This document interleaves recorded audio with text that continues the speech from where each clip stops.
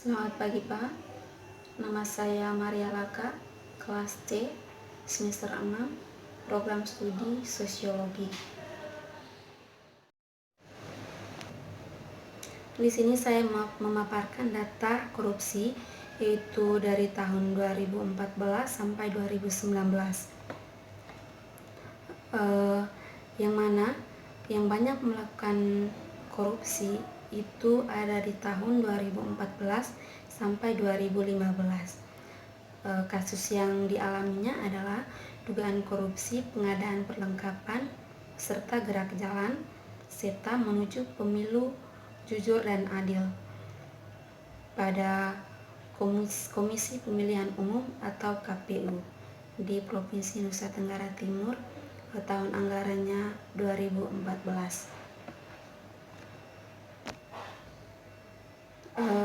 Dan di tahun 2017 sampai 2018 ada dugaan tindak pidana korupsi pada pengelolaan pengawasan dalam pemilihan wali kota atau wakil wali kota Kupang tahun 2017 yang bersumber dari dana hibah pemerintah Kota Kupang tahun 2016 dan 2017 pada Setker Bawaslu Provinsi NTT dan Panwaslu Kota Kupang. Yang banyak melakukan kasus korupsi adalah orang-orang yang memiliki pendidikan atau jabatan yang tinggi. Misalnya yang sudah saya sebutkan di atas, yaitu seperti yang tertera, itu kita lihat ada pendidikan SSI, BA, SIP, dan ESOS. Saya juga memaparkan data korupsi yang terakhir di NTT, yaitu tahun 2019, di mana data korupsi yang ada di NTT menurut Liputan 6 Kamis 13 bulan 6 di tahun 2019 adalah kasus dugaan korupsi NTT Fire, di mana anggaran yang untuk dugaan korupsi NTT Fire itu sebesar 31 miliar rupiah. Di sini terdapat 6 tersangka, yaitu yang berinisial YA selaku mantan Kepala Dinas Perumahan Rakyat Provinsi NTT, DT selaku pejabat pembuat komitmen atau PPK, HP dan LL selaku kontraktor, serta BY dan FB selaku konsultan pengawasan. Dan tahun 2018 terdapat juga kasus dugaan korupsi oleh Bupati Ngada.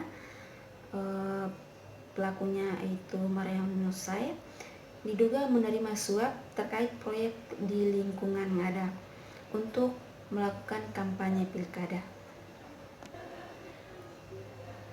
Dari data yang sudah saya paparkan, di mana orang melakukan korupsi itu disebabkan karena kelemahan moral, di mana mereka tahu bahwa tindakan tersebut adalah tindakan kejahatan. Karena moralnya dalam membedakan baik dan buruknya lemah, maka mereka akan melakukan tindakan korupsi. Orang melakukan korupsi juga disebabkan oleh tekanan ekonomi, di mana mereka kebutuhan yang belum terpenuhi, tindakan ini akan dilakukan.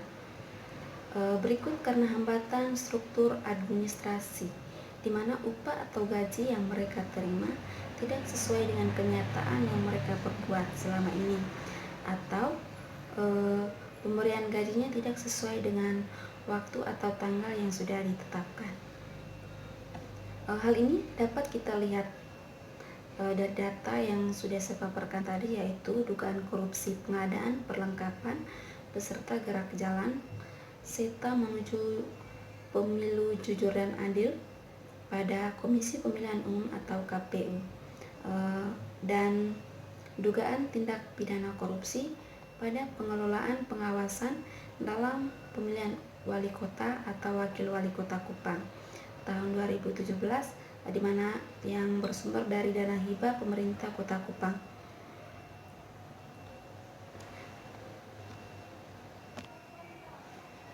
Sebelum saya menjelaskan mengenai cara, modus, dan motif korupsi di NTT, Saya akan menjelaskan terlebih dahulu tentang definisi korupsi. Menurut Transparency International, korupsi adalah perilaku pejabat publik, baik politikus maupun politisi maupun orang pegawai negeri yang secara tidak wajar dan tidak legal memperkaya diri atau mempercaya mereka yang dekat dengannya demi mencapai kepentingan pribadi, yaitu dengan cara menggunakan kekuasaan publik yang telah dipercaya oleh masyarakat kepada mereka. Gagasan tentang korupsi mencakup segala sesuatu dari suap dan korupsi pemerintah, dicurigai pemilihan umum. Korupsi secara luas didefinisikan sebagai penyalahgunaan kekuasaan untuk mendapatkan kepentingan yang tidak sah.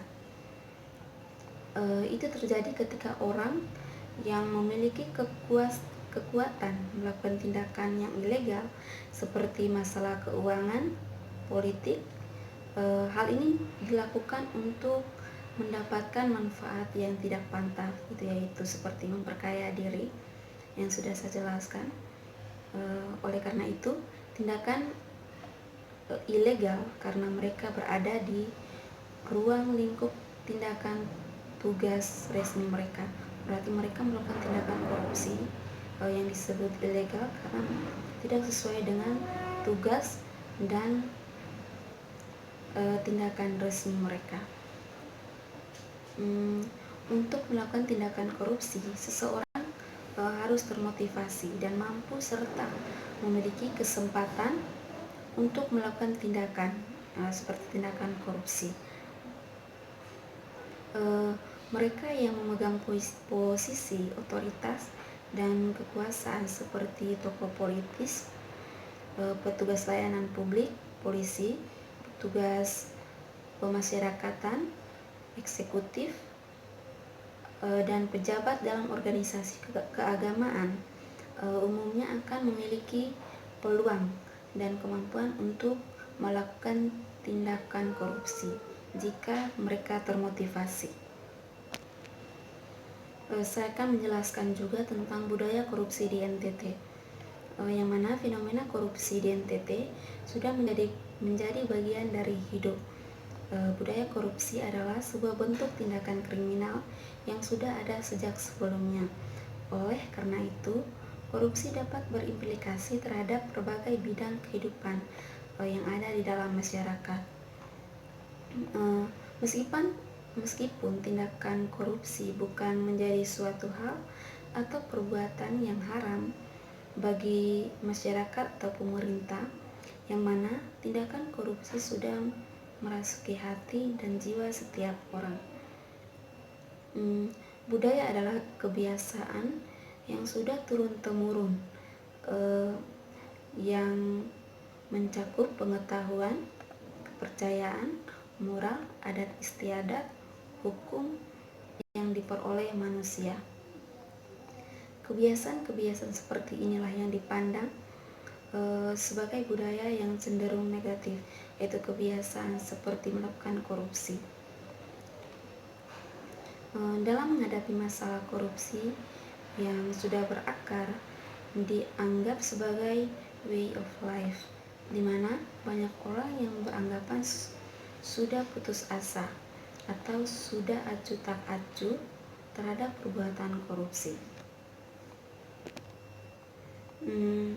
sehingga orang bisa berpendapat bahwa sebaiknya kita tidak usah membicarakan mengenai korupsi, akan tetapi kita lebih memilih untuk membicarakan tentang hasil dari pembangunan. Hal ini menunjukkan bahwa masyarakat sudah lemah dalam menghadapi isu-isu yang berkaitan dengan korupsi. Pada umumnya, orang melakukan korupsi dengan faktor-faktor yang mudah, seperti kurangnya gaji pejabat, buruknya ekonomi, serta mental birokrat atau pejabat yang kurang baik, dan juga administrasi yang sudah kacau. Sehingga dari faktor-faktor ini, orang dapat berkesempatan untuk melakukan tindakan korupsi. Sekarang saya akan menjelaskan tentang modus korupsi di NTT. Yang mana modus biasa dipakai dalam melakukan tindakan korupsi di NTT adalah itu penyelewengan anggaran pendapatan dan belanja daerah atau APBD, dana alokasi umum atau DAU, dan modus suap. Hal ini dilakukan dengan cara penggelembungan dana dalam pengadaan barang dan jasa, serta pembuatan proyek-proyek fiktif di banyak sektor. Berikut juga modus korupsi yang ada di NTT, yaitu berupa dugaan korupsi pengadaan perlengkapan serta gerak jalan SETA menuju pemilu jujur dan adil pada Komisi Pemilihan Umum atau KPU, serta dugaan tindak pidana korupsi pada pengelolaan pengawasan dalam pemilihan wali kota atau wakil wali kota Kupang, serta modus korupsi yang sekarang yaitu kasus dugaan korupsi NTT Fire. Jika dilihat secara fakta, praktek korupsi di NTT semakin tinggi, yaitu dikarenakan karena lemahnya etos transparansi dan akuntabilitas dalam pengelolaan anggaran. Kita bisa melihat bahwa dari pemerintah yang satu dengan pemerintah yang lain menjadikan rakyat sebagai objek, bukan sebagai partner yang turut terlibat dalam mengetahui proses penyelenggaraan, pelaksanaan daerah serta publik. Karena kita dapat melihat dalam Undang-Undang Republik Indonesia Pasal 9 Nomor 14 Tahun 2008, yaitu mengatakan bahwa masyarakat juga berhak untuk mengetahui informasi dan penyelenggaraan pemerintah. Modus korupsi yang dilakukan oleh salah satu bupati di NTT yaitu terdapat di Ngada, yang mana menggunakan uang suap untuk kepentingan kampanye atau pilkadanya, karena menurutnya biaya politik itu sangatlah mahal. Kita juga harus ketahui bahwa donasi tindak pidana korupsi cenderung meluas dan membesar ke daerah-daerah melalui rekrutmen pegawai di kalangan birokrasi, proses pengadaan barang dan jasa, hingga di sejumlah pelayanan publik. Modusnya pun juga beragam, mulai dari yang sederhana berupa suap dan gratifikasi, sehingga yang kompleks dan mengarah pada tindak pidana pencurian uang. Semakin parahnya korupsi itu sudah menjelma menjadi kejahatan luar biasa yang merusak sendi-sendi penopang pembangunan. Baik karena itu patut kita hindari tindak korupsi yang menguras uang negara.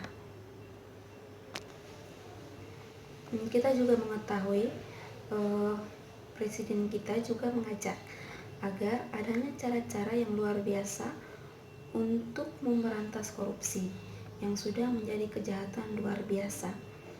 Oleh karena itu, korupsi sekarang tidak dilakukan oleh perorangan, melainkan dilakukan secara berjemaah atau terstruktur.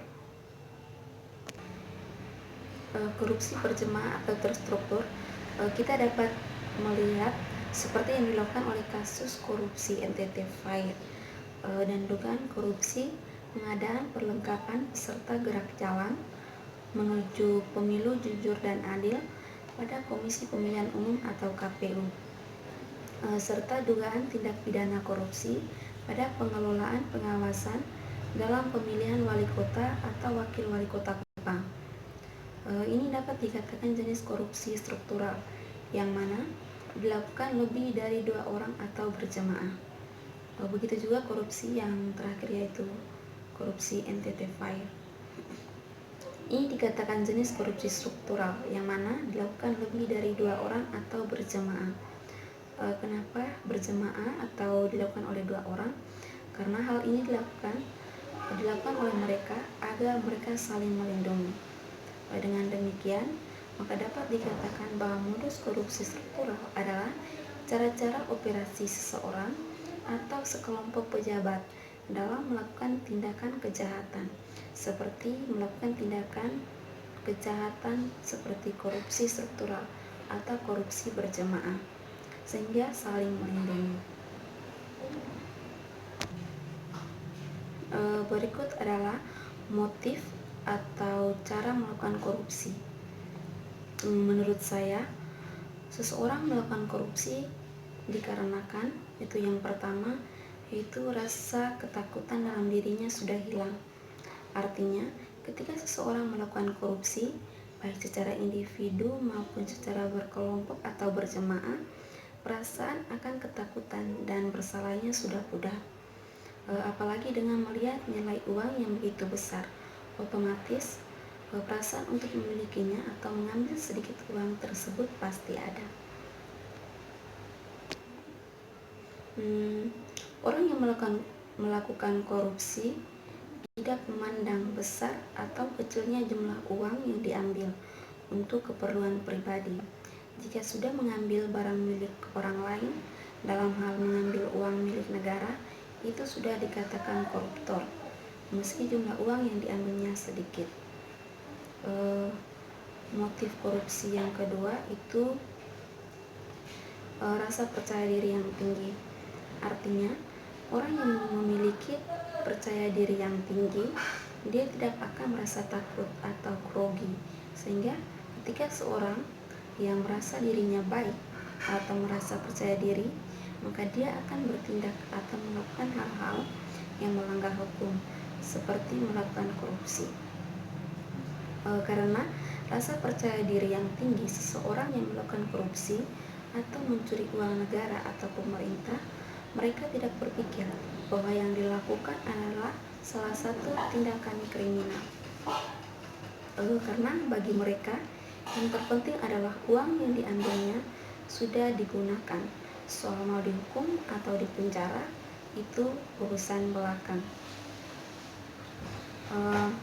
Motif korupsi yang ketiga menurut saya itu adanya rasa tanggung jawab, di mana ketika orang yang melakukan korupsi sudah sadar akan perbuatannya yang melanggar hukum atau menyusahkan banyak orang, maka koruptor akan bertanggung jawab dalam hal dia siap untuk menerima hukuman sesuai dengan perbuatannya, misalnya dipenjara atau memberikan denda yang setimpal dengan perbuatannya. Yang terakhir, motif korupsi menurut saya yang terakhir itu harus adanya kekuatan mental, di mana saat ingin mencuri atau mengambil sesuatu, misalnya dalam bentuk uang atau melakukan korupsi, seseorang harus mempunyai keinginan mental yang kuat. Adanya kekuatan mental ini dapat mengelabui rasa takut yang dirasakan. Mengapa kasus korupsi di Indonesia, khususnya di NTT, tidak pernah hilang? Menurut saya, karena bagi seorang koruptor, ketika melakukan korupsi, yang terpenting baginya adalah barangnya sudah ada di tangan, maksudnya uang, dimana barang di sini adalah maksudnya uang. Uang harus ada di tangan mereka dahulu. Jika dalam perjalanannya diketahui mereka melakukan korupsi, maka akan dikenakan sanksi, adalah di penjara. Kasus korupsi di NTT sudah menjadi tradisi atau sudah turun-temurun, karena bagi seorang yang melakukan korupsi, palingan mereka dipenjara, tidak untuk dihukum mati. Jadi kebiasaan korupsi di NTT tidak hilang-hilang, karena pasti ada yang berpemikiran seperti pernyataan yang sudah saya jelaskan tadi, ketika waktu yang ditentukan sampai berapa lama masa tahanan selesai, yang pastinya mereka akan dikeluarkan. Oleh karena itu, orang yang melakukan korupsi dibutuhkan kejelian dalam menguasai ranah atau ruang, di mana dia harus mengetahui tempat dan keadaan seperti apa untuk mengambil uang rakyat atau mencuri uang rakyat. Seperti yang diungkapkan, salah satu ahli yaitu Acton memberikan gambaran semakin sulitnya menemukan para penguasa yang bermental tulus atau jujur, karena sesungguhnya proses dalam memperoleh kekuasaan pun pada kenyataan disadari oleh ambisi dan keserakahan. Mental korup tentu saja berasal dari motivasi kekuasaan atas dasar ambisi berlebihan dan justru secara tidak langsung juga difasilitasi oleh kondisi sistem ekonomi, sistem politik yang ada. Kekuasaan yang cenderung korup dikarenakan hampir dipastikan jika ingin mendapatkan tidak perlu harus berprestasi, bekerja keras, atau berotak cerdas. Cukup punya kedekatan dengan penguasa atau membayar sejumlah uang dengan jumlah tertentu. Saya kira bukan sekedar isapan jempol bahwa praktik jual beli jabatan memang besar-besar terjadi. Praktik korupsi memang selalu diidentik dengan uang. Menurut saya, melawan korupsi adalah melawan ketakutan. Butuh komitmen, konsistensi, dan keberanian karena kita akan menghadapi kekuatan besar yang memiliki akses kekuasaan. Oleh karena itu dibutuhkan public education atau pendidikan anti korupsi perlu ditingkatkan untuk membangun mental anti korupsi. Pendidikan anti korupsi ini bisa dilakukan melalui lembaga-lembaga formal, informal, maupun non-formal dengan berbagai pendekatan seperti pendekatan agama, budaya, sosial, ekonomi, pendidikan, dan sebagainya. Tindakan korupsi cenderung dilakukan oleh orang-orang yang memiliki status sosial yang tinggi, atau biasa kita sebut orang-orang yang memiliki kekuasaan di sebuah lembaga, baik lembaga tertinggi maupun lembaga paling rendah. Seperti yang sudah diterapkan dalam data yang saya paparkan tadi adalah dugaan korupsi pengadaan perlengkapan serta gerak jalan menuju pemilu jujur dan adil pada Komisi Pemilihan Umum KPU Provinsi Nusa Tenggara Timur, dan dugaan tindak pidana korupsi pada pengelolaan pengawasan dalam pemilihan wali kota atau wakil wali kota Kupang yang bersumber dari dana hibah pemerintah Kota Kupang, dan juga kasus korupsi NTT Fire serta menerima suapan dari proyek-proyek lingkungan untuk kepentingan kampanye, di mana pelaku yang saya paparkan tadi yaitu Indra Muhammad Riza Imrawan itu SSI dan Rosdianto Diki BA.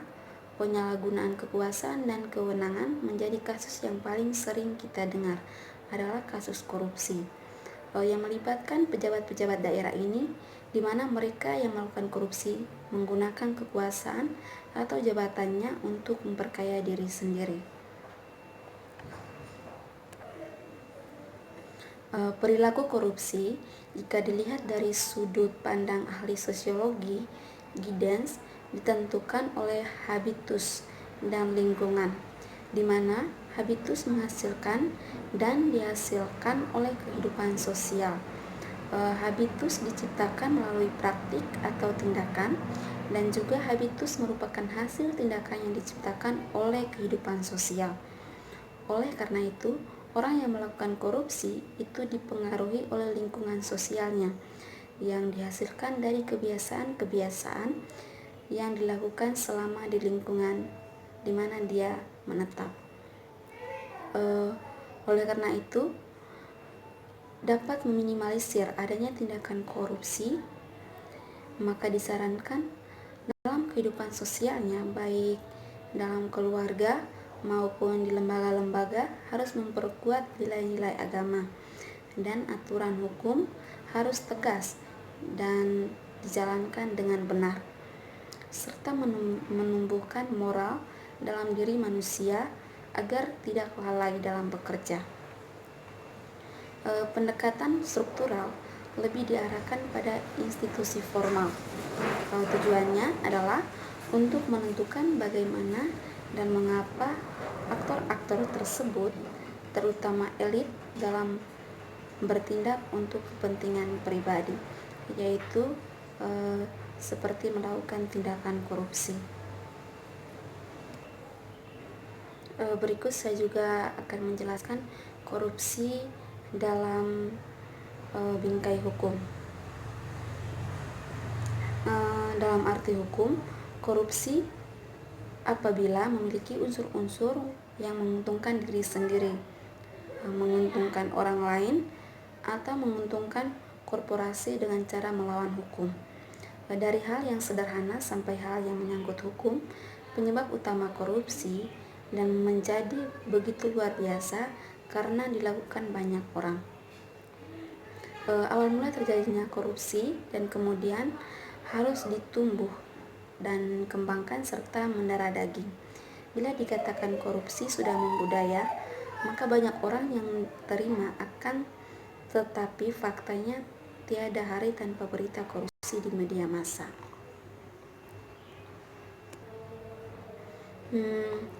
Indikator korupsi sudah membudaya atau sudah menjadi budaya dikarenakan para pemilik kekuasaan, yakni para pejabat, itu bila penguasa telah melakukan korupsi,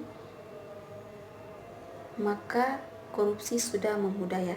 Jika para penguasa atau pejabat tidak melakukan korupsi, maka budaya korupsi tidak akan terjadi. Fakta lain, korupsi sudah membudaya dikarenakan orang-orang yang melakukan korupsi sudah secara terang-terangan, artinya tidak lagi merasa malu melakukan tindakan korupsi, maka berarti korupsi itu menjadi sebuah budaya.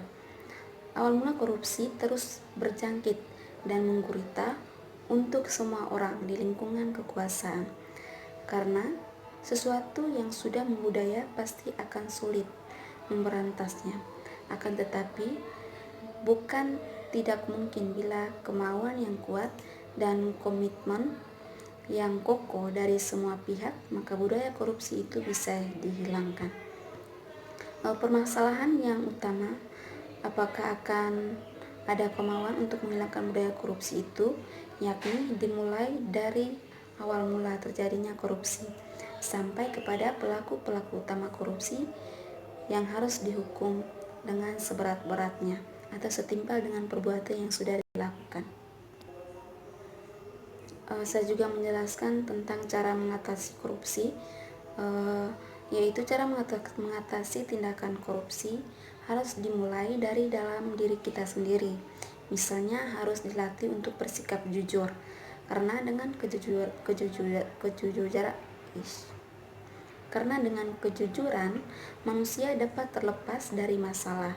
Penindasan kasus korupsi dibutuhkan orang-orang yang memiliki kompetensi. Selain itu, kemajuan teknologi, informasi, dan komunikasi telah berdampak besar dalam suatu penyelidikan kasus tindak pidana korupsi. Oleh karena itu, dalam kehidupan sehari-hari, integritas harus dijunjung tinggi dan dibiasakan. Integritas memiliki arti yaitu menjalankan sesuatu yang baik dan benar tanpa diawasi. Untuk melatih integritas, kita dapat dilakukan dengan cara membiasakan untuk bersikap jujur dan mengevaluasi kekurangan diri. Perguruan tinggi juga memiliki peran dalam inisiatif anti korupsi. Kemampuan, pengetahuan, dan perilaku harus seimbang untuk membentuk manusia yang anti korupsi. Orang yang melakukan korupsi adalah orang yang memiliki penyakit mental. Kita semua tahu bahwa peran media tidak pernah terlepas dalam menyiarkan tentang korupsi.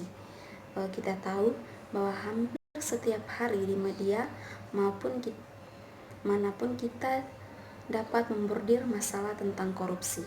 mulai dari